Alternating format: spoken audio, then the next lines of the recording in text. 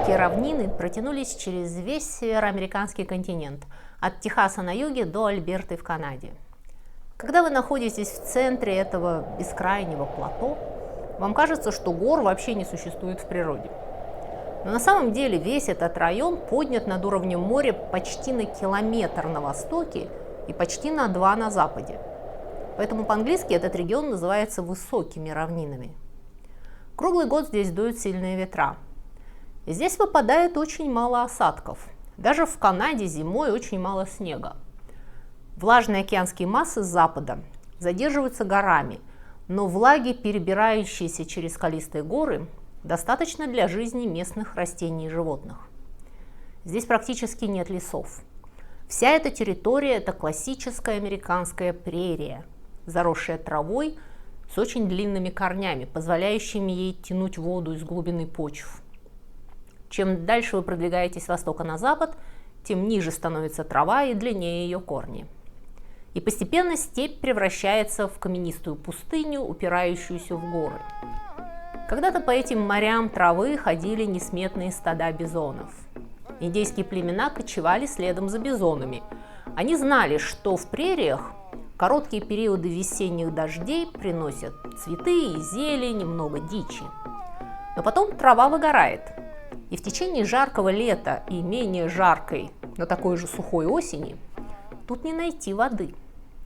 За исключением нескольких больших рек, протекающих в глубоких каньонах, источников воды практически не существует. Но местная растительность и животные хорошо приспособлены к этой цикличности влажных и засушливых сезонов. Более того, эта цикличность соблюдается и на большей шкале. За чередой влажных лет, когда даже пустыня напитывается водой и расцветает, следует длительная засуха, когда кажется, что вся растительность выгорает подчистую. Но местные травы не гибнут, они живут под землей и ждут дождя. И плато снова расцветет, когда пойдет дождь.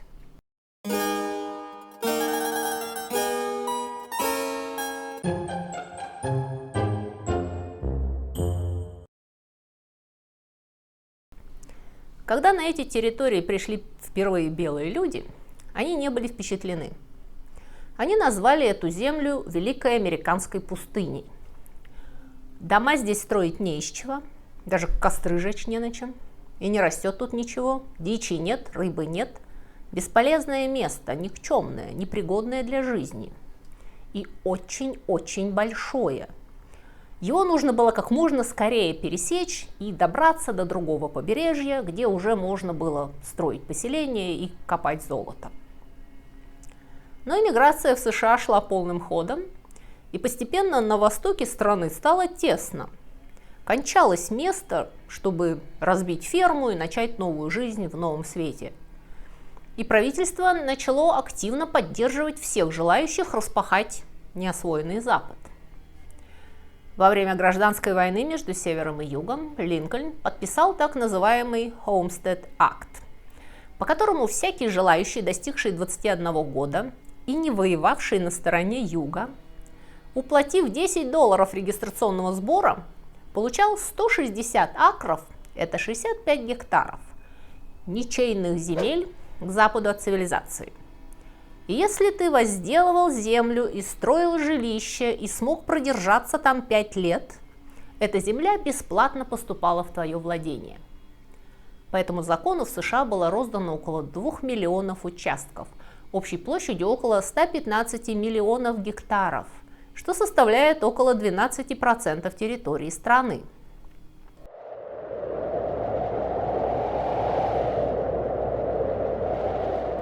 Случилось это не в один день, заселять бывшую пустыню было трудно. Но когда в 1869 году на запад протянули железную дорогу, дело пошло бойчее. Теперь туда стало возможно вообще попасть быстрее, чем за полгода, пешком, таща валов под узцы. И люди начинают распахивать великие прерии. Их подбадривало популярное в те годы поверье. И когда я говорю поверье, я не имею в виду авторитет бабок. Это считалось доказанной научной теорией, что дождь следует за плугом. То есть, если начать пахать землю и вообще организовывать хозяйство, то на этих территориях начнут больше идти дожди, и климат в целом изменится в сторону более плодородного. Погодите крутить пальцем у виска. Это был передовой край тогдашней метеорологии. Люди не вполне, мягко говоря, понимали процесс возникновения как дождевых туч, так и дождя до середины 20 века. И тогда ученые предполагали, что вспашка земли на достаточно большой площади высвобождает влагу из почвы, которая, испаряясь, способствует возникновению облаков. Кроме того, было замечено, что после великих битв, на которые был щедр XIX век, с удивительной регулярностью проходили ливни. Это, в свою очередь, объяснялось производимым шумом, который вытряхивал воду из облаков в форме дождя. На самом деле этот феномен, скорее всего, объясняется поднимаемым дымом и пылью, на которых конденсируется влага. В любом случае, будущим аграриям объясняли, что если они начнут усиленно пахать прерии и при этом пылить и шуметь, то даже над полупустынями начнут идти обильные дожди, которые превратят их в цветущий сад. И самое смешное, что эти поверья как бы подтверждались. На Великих равнинах наступил влажный период большого климатического цикла. Весной и даже летом шли регулярные щедрые дожди. Все цвело, посеянное вымахивало в рост человека. Целинные земли, распаханные в первый раз, всегда дают хороший урожай. И в эти годы урожаи были превосходными. Американская мечта осуществлялась от горизонта до горизонта. Никто из новопоселенцев не пожалел о своем решении. И они свято уверовали, что Господь на их стороне. И если быть отважным и трудолюбивым, то все мечты сбудутся. Между тем наступает новый век. И на той стороне земного шара разворачивались печальные события. Первая мировая война и русская революция имели катастрофическое воздействие на сельское хозяйство всей Европы. Бывшие житницы превратились в поля битв, хлеба катастрофически не хватало, и резко подскочили мировые закупочные цены на зерновые. К этому моменту американские фермеры на Великих равнинах уже осознали, что череда дождливых лет может смениться продолжительной засухой. И чтобы стабилизировать свой доход и получить наибольшую выгоду от хорошей конъюнктуры, они начали распахивать все больше и больше прерий и сажать на них пшеницу и кукурузу, хлопок и овес. Последуют еще два закона, увеличившие размер даруемых поселенцам участков. К 1909 году амбициозный фермер мог сразу получить от государства 260 гектаров земли в Небраске. Это очень много земли. Но благо появились трактора. А на тракторе, и особенно на абсолютно плоской равнине, пахать, сеять и жать одно удовольствие. При этом большинство этих людей не было опытными хлеборобами. Даже те из них, кто эмигрировал из сельских районов Европы и мнил себя на этом основании матерым аграрием, плохо представляли себе, насколько это не то же самое – иметь приусадебный участок и корову где-нибудь в Силезии или распахивать бескрайние поля на американских высоких равнинах. Нужны совершенно другие знания, другие методы. А часть из этих людей вообще начала фермерствовать, потому что прослышала, что этим можно легко и быстро заработать. Некоторые ученые, такие как Хью Хаммонд Беннет, уже начали бить тревогу и говорить, что такое резкое изменение растительности не может не повлиять негативно на экологию всего региона, что глубокая отвальная вспашка и сжигание сорняков уничтожают тысячелетиями нарощенные корневые системы, удерживающие как влагу в почве, так и саму почву. И что если вы еще к тому же будете каждый раз выжигать стерню, потому что вы боитесь, что в ней разведутся вредители, то почва начнет очень быстро терять питательные вещества, и следом за урожаями начнутся неурожаи. Но кто, когда и на каком континенте хоть раз слушал хоть одну Кассандру? 20-е годы прошли в золотом угаре. Города росли, промышленность поднималась. Но в сельском хозяйстве назревал кризис. Цены на зерно после войны упали, и это было обидно. Но на волне отпущенной на волю экономики банки очень легко давали кредит. На кредит можно было прикупить техники и еще землицы. И даже если старые участки, распаханные еще вашим папашей-пионером, начинали истощаться и запылялись, всегда можно было купить еще земли и распахать еще 100 акров. Высоколобым ученым, гундевшим что-то в научных журналах про скорую катастрофу, можно было показать фигу, потому что, что эти кабинетные чистоплюи знают о работе на земле и о необходимости выплачивать кредит. Дождь следует за плугом, дал Бог зайку, даст и лужайку, и вообще это наша миссия как нации распахать и засеять тут все от океана до океана. Как поется в американском варианте песни «С чего начинается Родина». This land is your land, this land is my land, от Калифорнии до Стейтен-Айленд. И тут внезапно страшные пророчества сбылись.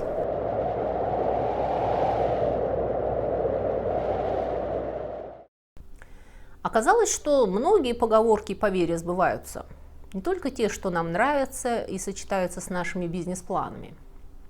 В частности, та, что беда беду кличет, и что неприятности имеют тенденцию приходить гуртом. В октябре 1929 года рухнул фондовый рынок, и страна покатилась в депрессию, которую впоследствии назовут Великой. А на следующий год, как если бы этого было недостаточно, прекратились дожди на высоких равнинах. Длинный влажный период кончился. Все 30-е годы станут чередой засух, идущих в затылок друг за другом. 1936 станет самым жарким годом в истории страны. Засуха всегда была трудным временем в прериях, но теперь никаких прерий не стало. Не было трав, которые могли бы затаиться под землей и дождаться дождя. Не было длинных корней местных растений, которые веками эволюции были приспособлены существовать на этой земле и сохранять ее. Пшеница и кукуруза, которым, строго говоря, нечего было делать на этих широтах, без дождей не уродились. Без прикрытия хоть какой-то растительностью, разбитый плугами и баранами грунт высох и превратился в пыль. И ветра начали поднимать весь этот незакрепленный слой разрушенной почвы во многокилометровые клубы пыльных бурь. Наступило время рассвета, но день не пришел. В сером небе появилось солнце, мутно-красный круг, излучающий слабый, похожий на сумерки свет. Люди сидели по домам, а если им случалось выходить, они завязывали нос платком и надевали очки, чтобы защитить глаза от пыли. Пыль смешалась с воздухом, слилась с ним воедино, точно эмульсия из пыли и воздуха. Дома были закрыты наглухо, дверные и оконные щели забиты тряпками, но пыль незаметно проникала внутрь и тончайшим слоем ложилась на стулья и столы, на посуду. Люди стряхивали ее у себя с плеч. Утром она стояла в воздухе точно туман, а солнце было ярко-красное, как свежая кровь. И в этот день и весь следующий небо сеяло пыль на землю. Пыль оседала на кукурузу, скапливалась кучками на столбах изгородей, на проводах. Мужчины стояли у изгородей и смотрели на погибшую кукурузу. И женщины тоже вышли из домов и стали рядом с мужьями, спрашивая себя, хватит ли у мужчин сил выдержать это. Джон Стайнбек. «Гроздья гнева», 1936. Катастрофа разворачивалась постепенно. И к 1934 году пыльные бури начали докатываться до Атлантического океана через половину континента. На равнинах видимость падала до 3 футов, это метр. В метре было ничего не видно от пыли, летевшей по воздуху со скоростью автомобиля, резавшей лицо как наждак, забивавшей нос и оседавшей в легких. Во многих местах пыль валила с неба, как снег в метель, и жителям приходилось убирать ее лопатами, буквально откапывая постройки из песка. Люди пытались защитить себя, втирая в ноздри вазелин, заматывая лица мокрыми тряпками и завешивая мокрыми простынями дверные проемы и окна, но это плохо помогало. Жители прерий начали демонстрировать симптомы силикоза, как раньше шахтеры, из-за вдыхания чрезвычайно мелких частиц земли с высоким содержанием кремнозема. полевая пневмония, называемая коричневой чумой, унесла сотни жизней и была особенно смертельна для маленьких детей и пожилых людей. Начавшаяся 9 мая 1934 года сильная пыльная буря через несколько дней достигла Кливленда, Бостона, Нью-Йорка и Вашингтона. В течение 5 часов туман рыжей пыли окутывал статую Свободы и Капитолий, внутри которого законодатели обсуждали законопроект об охране почвы. Хью Беннет, о котором я говорила, выступал перед сенаторами, стараясь убедить их санкционировать срочные меры по спасению почв. Беннет говорил страстно, с красочными примерами, с конкретными предложениями, но конгрессмены слушали его вполуха. Какие-то эрозии почв у черта на рогах в Канзасе, Оклахоме. Как это нас колышет. Ровно в 3 часа дня небо над Вашингтоном вдруг потемнело, и все вокруг приобрело страшный бронзовый цвет. «Давайте закругляться», — сказал кто-то из сенаторов. «Идет гроза». «Нет, это не гроза, джентльмены», — сказал Беннет. «Это то, о чем я вам уже битый час толкую. Это привет из Оклахомы».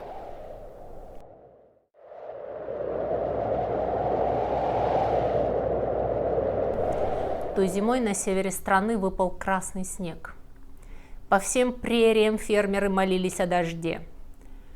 После нескольких месяцев сплошного кошмара к утру 14 апреля следующего года небо наконец просветлело и ветер утих.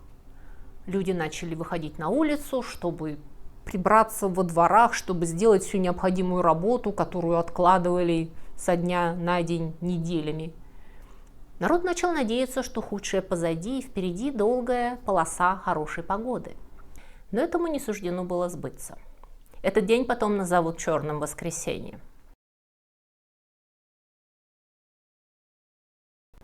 В то утро холодный фронт, двигавшийся из Канады, столкнулся с теплым воздухом над Дакотой.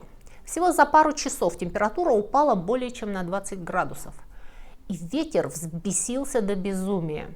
Он поднял облако пыли, которое выросло на сотни миль в ширину и на полкилометра в высоту. Достигнув своей полной силы, шторм превратил солнечный день в ночь. Люди прятались в погребах, в пожарных депо, в убежищах от торнадо и даже просто под кроватями, потому что даже внутри домов невозможно было дышать. Многие решили, что пришел конец света. Поскольку шторм и тьма затянутся на несколько часов, во многих местах началась паника. Сообщается, что одна женщина даже подумывала убить своего ребенка, потому что она не хотела, чтобы он увидел Армагеддон. Неизвестно, погиб ли кто-нибудь в Черное воскресенье, но был человек, который ослеп. По оценкам, количество перемещенного верхнего слоя почвы в ту пыльную бурю составило 300 тысяч тонн. И часть этого песка достигла кораблей в прибрежных полосах Атлантики. 400 тысяч квадратных километров, приходящихся на север Техаса, Оклахому, Нью-Мехико, Канзас, Колорадо и Небраску, превращаются в единый пыльный котел.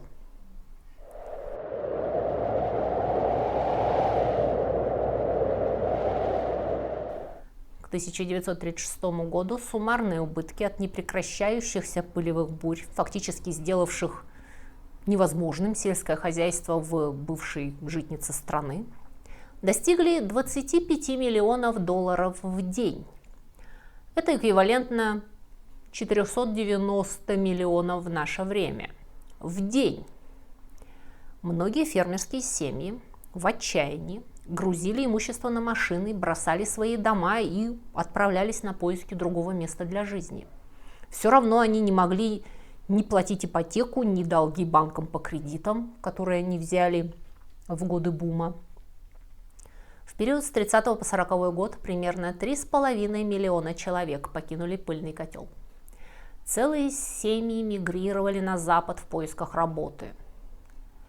И это было очень плохое время искать работу. Была середина Великой депрессии.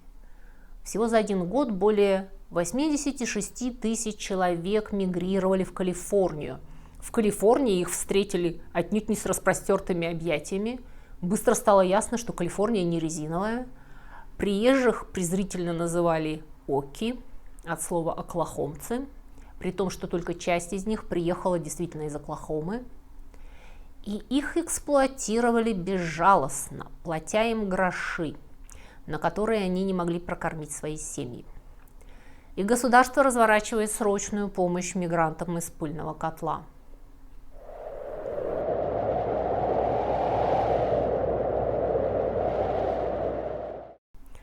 Стихийные меры, к которым прибегали отчаявшиеся жители пыльного котла, чтобы вызвать дождь, были экстраординарными и бессмысленными. Некоторые следовали старому поверью и подвешивали на заборах убитых змей. Другие пытались выбить дождь из неба силой. Фермеры в одном из техасских городков заплатили $500 так называемому создателю дождя за запуск в небо ракет со смесью динамита и нитроглицерина. Мои подписчики на Бусти и Патреоне уже знают, какая это была модная профессия, и как один популярный продавец дождя чуть не утопил Сан-Диего. Кстати, минутка саморекламы. Если вам интересно узнавать такие интересные фрагменты истории и истории культуры, подписывайтесь на мои Бусти или Patreon. Тем самым вы к тому же поможете развивать этот канал. И вообще у нас там складывается очень славная компания. Ссылки внизу. Так вот, корпорации тоже не отставали и предлагали правительству всевозможные интересные решения проблемы. К примеру, одна асфальтовая компания из Нью-Джерси предложила просто заасфальтировать великие равнины и решить проблему пыльных бурь в корне.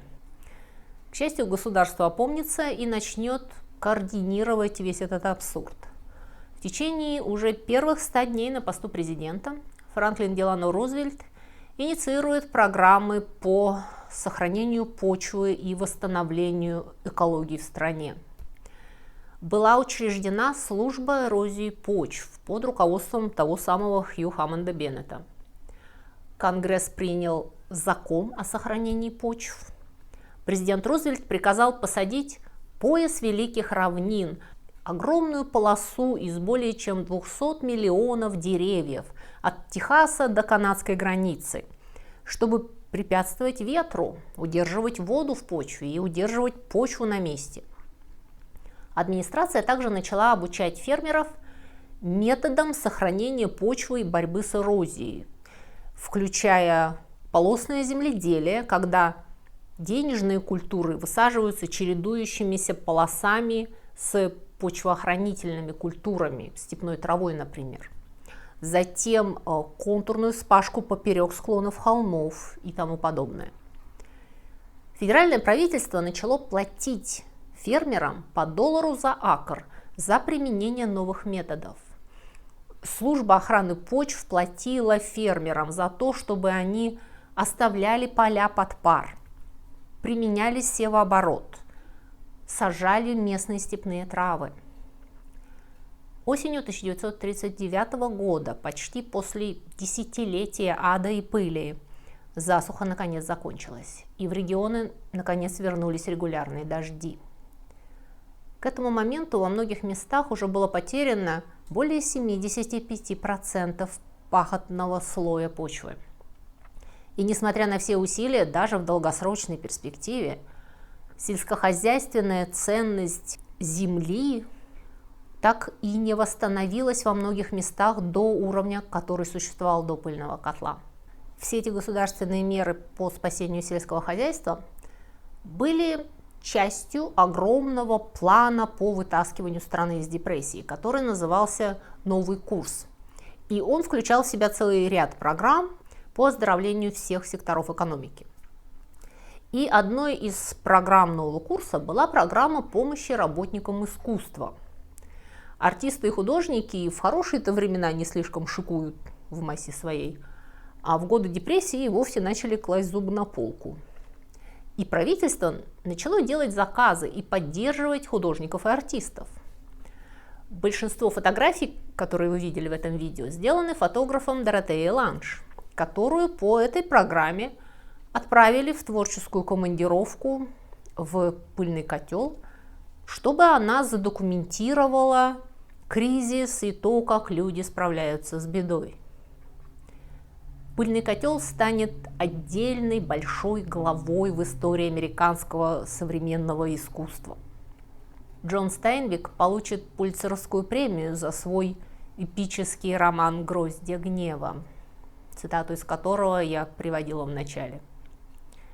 А американский трубадур Вуди Гатри, чью музыку вы слышали за кадром, написал много песен об этих годах, когда он вместе с другими Оки бежал из Оклахомы в Калифорнию.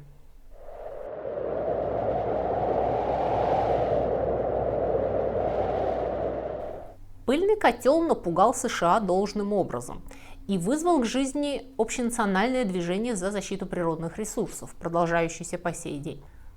Америка, безусловно, сделала выводы. Современные фермеры были бы рады каждый год засеивать пшеницей все доступные им площади, но кто же им даст? Сельское хозяйство жестко регулируется государством. Сделали ли выводы другие страны? Вы расскажите мне.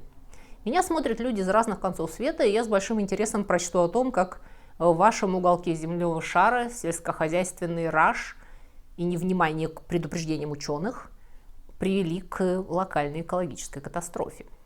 Потому что это случалось не один раз. Более того, это может повториться. Научно-фантастический фильм «Интерстеллар» режиссера Кристофера Нолана начинается в недалеком будущем, когда Землю поражает глобальный голод, и мы слышим рассказы пожилых людей о том, как пыль захватила Землю и уничтожила поля. И зрители, включая американцев, думали, что это актеры, читающие выдуманный апокалиптический сценарий. Но это были реальные люди. Нолан использовал фрагменты из документального фильма о пыльном котле. Это рассказы очевидцев о реально произошедших событиях, включенные в фантастический фильм о будущем. И если очередные климатические Кассандры правы, то в ближайшем будущем нас ждет повторение подобных катастроф. Поэтому, как говорила агент Дана Скали в другом популярном фантастическом фильме, берегите природу, потому что природа не будет беречь вас. А на сегодня у меня все. Спасибо вам за внимание и всего доброго.